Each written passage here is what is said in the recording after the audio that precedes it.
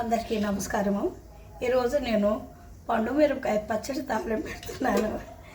పండుమిరపకాయ అంటే ఇప్పుడు పండుమిరపకాయలు వస్తాయి కదా, అవి పచ్చడి పట్టుకుంటే మనకి నిల్వకు ఉంటుంది. తొడిమలు తీసి కాయలు కడుక్కొని తొడిమలు తీసి తుడిసి చింతపండు ఉప్పు వేసి దంచి పెట్టుకొని ఒక 3 రోజులు పోయిన తర్వాత అది మనం మిక్సీలో వేసుకున్నా లేదు రుబ్బుకున్న ప్లేట్కి ఆవాలు వేస్తాను. అలానే మెంతులు,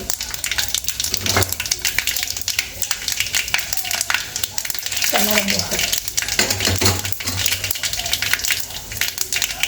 మినపగుళ్ళు కాలింపు మాడకుండా త్వరగా వేసుకోవాలి. తర్వాత ఒక 10 వెల్లుల్లిపాయలు, అంటే నేను కొంచెమే పెట్టుకుంటున్నాను.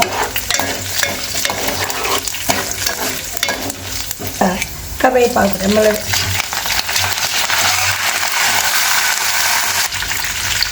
ఒక స్పూన్ పసుపు.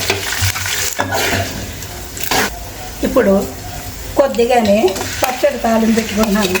నేను నెక్స్ట్ వీడియోలో ఈ పచ్చడి ఇది ఎలా తయారు చేసేది చూపిస్తాను. తినేది ప్రతి ఒక్కటి అమృతము అని పోల్చుకుంటాము.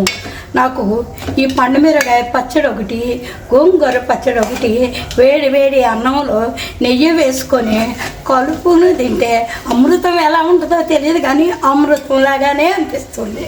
మీరు కూడా ఒకసారి ప్రయత్నం చేయండి.